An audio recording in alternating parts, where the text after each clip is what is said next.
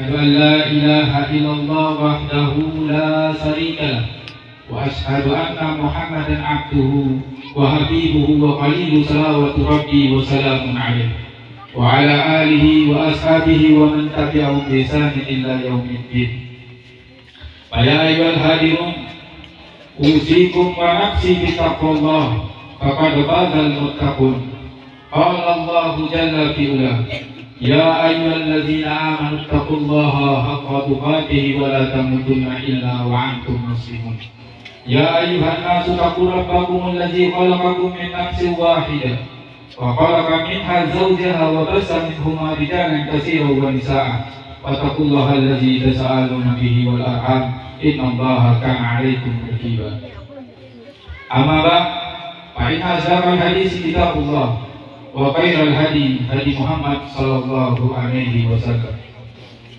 Baiklah para hadirin yang semoga dirahmati dan diberkahi oleh Allah Subhanahu wa taala.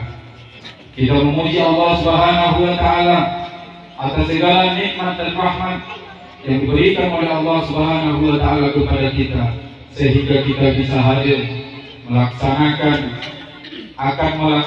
resepsi pernikahan dari salah seorang saudara kita ini, yaitu Akmal dan Ella Yunasti.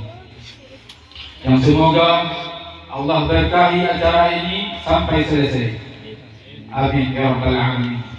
Kemudian salawat beriring salam semoga Allah sampaikan kepada Nabi wa Rasulullah Muhammad ibn Abdillah, Rasul yang diutus oleh Allah Subhanahu wa taala menyampaikan agama Islam sehingga sampai kepada kita dan kedua para pengantin calon pengantin ini. Dan kemudian semoga salawat itu juga disambungkan kepada keluarganya dan orang-orang yang senantiasa mengikutinya sampai akhir zaman. Allahumma shalli ala Muhammad wa ala ali Muhammad. Baiklah para hadirin yang semoga dirahmati oleh Tuhan Yang Maha Kuasa,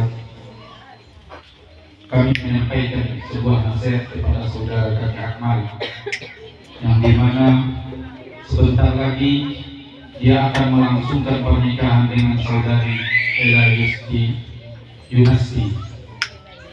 Sebagai calon seorang suami, Rasul kita Muhammad sallallahu alaihi wasallam mengatakan, khairukum li ahli wa ana khairukum li ahli. Sebaik-baik kalian adalah orang yang paling baik kepada keluarganya, dan aku adalah orang yang paling baik kepada keluarga aku, kata Nabi sallallahu alaihi wasallam. Jadi barometer kebaikan menurut Nabi kita sallallahu alaihi wasallam adalah orang yang paling baik kepada istrinya, orang yang paling baik kepada anak-anaknya. Karena tugas seorang suami itu bukan hanya untuk menjadi mesin pencari uang. Salah satu tugas yang sangat berat bagi seorang suami, menyelamatkan keluarganya dari penasa api neraka. Ini salah satu tugas yang terberat. Kemudian, sebagaimana yang dibacakan tadi di dalam Al-Quran, yang dibacakan oleh calon pengantin kita, wa min ayati an khalaqalakum min anfusikum azwajan litaskunu ilaiha wa ja'ala bainakum mawaddah wa rahmah inna fi dzalika laayatin liqaumin yatafakkarun.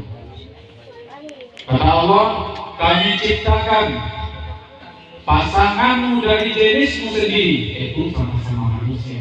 Apa tujuannya? Litaskunu ilaiha, agar engkau menjadi tentram jiwanya. Kemudian litaskunu ilaiha wa ja'ala bainakum mawaddah wa rahmah, agar engkau mendapatkan ketentraman dan kedamaian, sakinah dan mawaddah. Itu merupakan tanda-tanda bagi orang-orang yang berpikir kepada Allah Subhanahu wa taala. Jadi ada 3 pesan di dalam ayat ini tujuan pernikahan. Yang pertama, untuk menjadikan hati kita menjadi tenang dengannya. Jangan sampai setelah menikah, yang mungkin selama ini saudari Ella Yunasti bisa hidup tentram bersama orang tuanya, setelah menikah dengan kita menjadi sesuatu yang memberatkan kehidupannya, menyusahkan dia karena sudah menikah dengan kita. Untuk saudara Arman, itulah pesan menjadi seorang pemimpin. Jadilah pemimpin yang baik bagi keluarganya, karena semua orang itu pemimpin. Kullu umra'in mas'ulun bira'ati. Setiap orang itu pemimpin. Seorang suami pemimpin bagi anak-anaknya, dan seorang istri pun pemimpin di rumahnya untuk anak-anaknya. Maka setiap orang itu akan dimintai pertanggungjawaban atas apa yang dia pimpin. Kemudian untuk saudari kita Ella Yunasti, jadilah seorang ibu, calon seorang ibu rumah tangga. Jadilah istri yang terbaik. Karena sebaik-baik wanita itu adalah wanita yang solehah, wanita yang mengangkat martabat suaminya. Jangan sekali-kali menjatuhkan harkat dan martabat suami kita di depan orang banyak. Jangan sekali-kali menjatuhkan harga diri suami kita di depan orang banyak. Pernah seorang wanita Arab itu mau menikah. Apa pesan ibu? Wahai anakku, jikalau engkau ingin menjadi ratu, maka jadikanlah suamimu sebagai raja. Muliakan dia, maka engkau akan dijadikannya ratu. Artinya kita memuliakan suami kita, niscaya suami kita akan memuliakan kita. Kemudian kata Rasulullah SAW, innama jannatuki aw naruki. Bagaimana suamimu itu adalah surgamu atau nerakamu. Seorang suami istri yang baik, jadilah istri yang baik terhadap suaminya. Ketika suami pulang, jangan ditanya dari mana, tapi tanyalah mau apa, agar suami kita menjadi betah di rumah. Kalau kita lihat realita yang terjadi, orang-orang lebih betah tinggal di warung-warung kopi daripada di rumah. Apa yang menyebabkan demikian? Karena yang ditanya di warung kopi itu, bapak mau apa? Sekarang kita tanamkan mindset di rumah tangga kita. Tatkala suami pulang, tanyakan, suamiku, engkau mau apa? Akan perlu bikinkan semacam daftar menu. Suamiku, engkau mau apa? Ini kopi panas, kopi susu, air panas, nasi sambal balado. Dia akan menjadikan dia betah tinggal di rumahnya, karena dia memiliki istri yang membuatnya nyaman untuk tinggal di rumahnya. Tetapi yang terjadi, kebanyakan yang terjadi, sang suami pulang, istrinya marah, langsung tanya, dari mana kamu? Ini sesuatu yang tidak baik. Dan agama kita mengajarkan jadi seorang istri, jadilah istri yang mengangkat derajat martabat suaminya di depan orang banyak. Walaupun yang namanya rumah tangga pasti akan ada yang namanya perselisihan, tetapi selesaikan secara baik, jangan sampai orang lain tahu. Bahkan sebuah kejadian, seorang istri yang tidak mau, apalagi orang tuanya tahu kejadian rumah tangga. Satu ketika seorang rumah tangga ini berkelahi dia sama suami istri. Kemudian karena terlalu emosi, sang suami menampar istrinya. Setelah ditampar, tahu-tahu bel rumah berbunyi. Ternyata sang suami keluar membuka, ternyata yang datang mertua. Hancur, habis ini. Mertua datang. Ini istri sedang menangis habis ditampar. Ternyata setelah dibukakan pintu, sang suami cemas. Kemudian dia bilang sama mertuanya, saya izin, saya mau keluar beli makanan. Karena memang ketika itu makanan tidak ada di rumahnya, karena dia habis bertengkar sama istrinya. Setelah sampai di luar, sang mertua ini bertanya kepada anaknya, kenapa engkau menangis wahai anakku? Sang istri ini ternyata istri yang solehah. Dia menyembunyikan permasalahan rumah tangganya walaupun kepada orang tuanya. Apa kata istrinya ini? Wahai orang tuaku, saking rindunya aku kepadamu sampai aku menangis. Ternyata Allah kabulkan permohonanku, engkau datang menuju bertamu ke rumahku. Ini dia menyembunyikan permasalahannya. Sang suami ini lega hatinya karena istrinya tidak mengadukan permasalahannya. Kemudian sang suami ini pergi keluar, dia beli makanan yang banyak. Kemudian dia beli sabuk emas, bukan gelang lagi, sabuk emas dibelikan untuk istrinya. Karena saking tumbuh rasa cintanya kepada istrinya, yang membela suaminya walaupun di hadapan orang tuanya sampai di rumah suaminya minta maaf, maafkan aku atas kekhilafanku kepadamu. Baru aku tahu engkau adalah wanita yang soleha, yang menjaga marwah suami, menjaga harga diri suami meskipun di depan orang tuanya. Hendaknya begitu. Kemudian ditanyakan kepada istrinya, kenapa engkau tidak mengadukan permasalahan kita kepada orang tuamu? Apa kata istrinya tadi? Dari kecil aku dirawat sama orang tuaku, dibesarkan, dan aku tidak mau lagi mengembangkan masalahku kepadanya, sehingga aku menyembunyikan. Semoga Allah membalas semua kebaikan-kebaikan yang diberikan oleh orang tuaku kepada aku. Ini wanita yang baik. Jangan sampai kita menjatuhkan harga diri suami kita di depan orang banyak, bertengkar di luar sampai orang sekampung tahu bahwa kita sedang ribut. Jangan.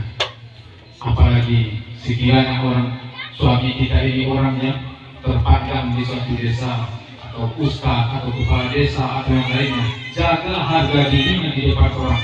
Jaga, walaupun semarah apapun kita, tenangkan hati di rumah, nanti diselesaikan. Jangan sampai menjatuhkan harga diri di depan orang lain. Mungkin hanya ini nasihat untuk saya pribadi, kemudian untuk kita semua, dan wabil khusus kepada kedua mempelai.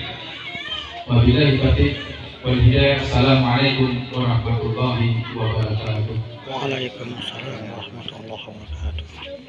Baiklah, jadi sedikit kurban kita, semoga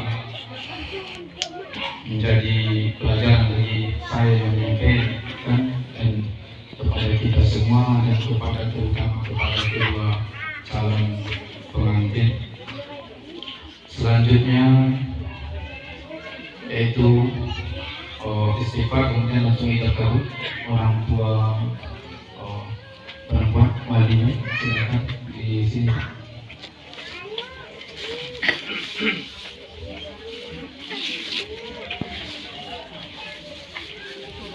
Ini maaf.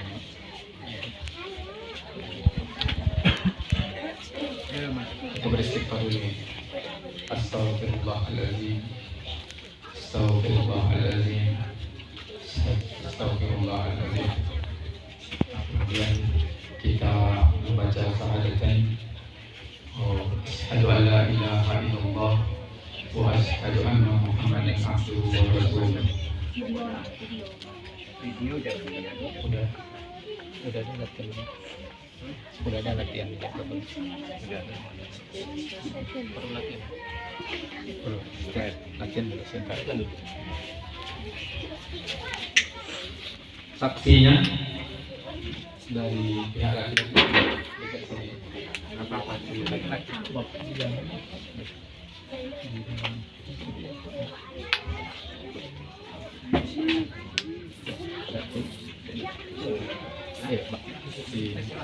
Sini satu Pak.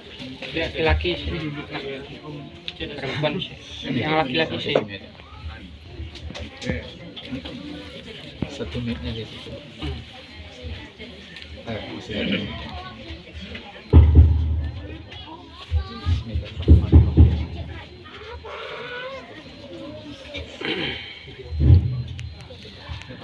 Ini Akmal iya, biasanya salam ikut aja. Akmal, saya nikahkan engkau dengan anak kandung saya. Atau sudah ada konsepnya? Itu aja dulu. Coba Itu aja dulu. Coba aja. Yang dihafal Bapak aja. Iya, enggak apa-apa. Rileks aja, enggak apa. Rileks, santai. Kita yang lain, ibu-ibu, tenang aja, enggak apa-apa. Oke. Santai, rileks, bismillahirrahmanirrahim. Jadi konsep si apa? Tiga ini ya? Iya, yang Bapak hafal aja. Yang Bapak hafal aja. Yang dihafal. Lah. Akmal, engkau saya nikahkan Akmal Aroisi binti Irfan Sutanto dengan anak kandung saya Ela Yunasti binti Pontius, dengan maharnya seperangkat sholat tunai Saya terima nikahnya Ella Yasti binti Pontius bermas kawin seperempat alam sholat tunai.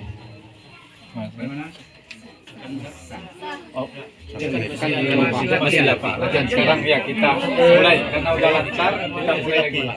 Itu bentar itu nggak bagus itu. Pelan aja pelan-pelan.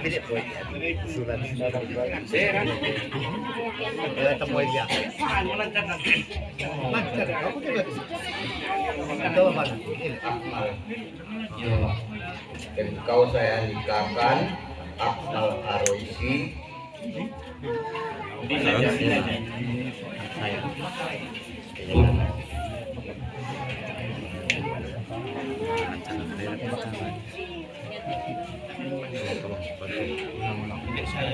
Alam mo kaya ngapsay.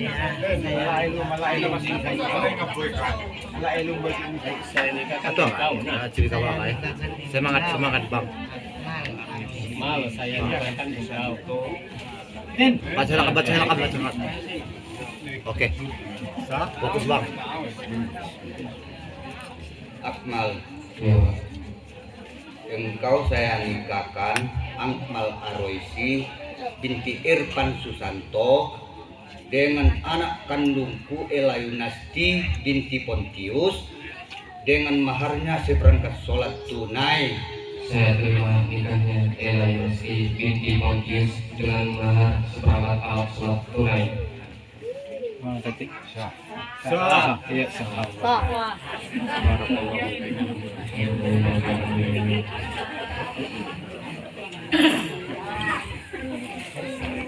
Alhamdulillah tadi, alhamdulillah Allah berikan kemudahan dalam mengucapkan ijab kabul sehingga sangat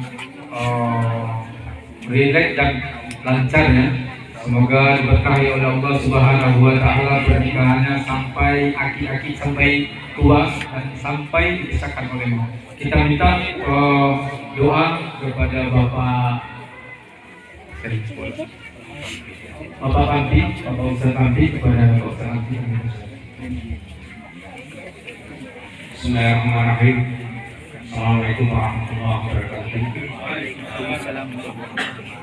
A'udzubillahi minasyaitonir rajim. Bismillahirrahmanirrahim. Alhamdulillahirabbil alamin wassalatu wassalamu ala asyrafil anbiya'i wal mursalin wa ala alihi washabbihi ajmain. Allahumma ighfir lana dzunubana wa kaffir 'anna sayyi'atina wa tawaffana ma'al abrar.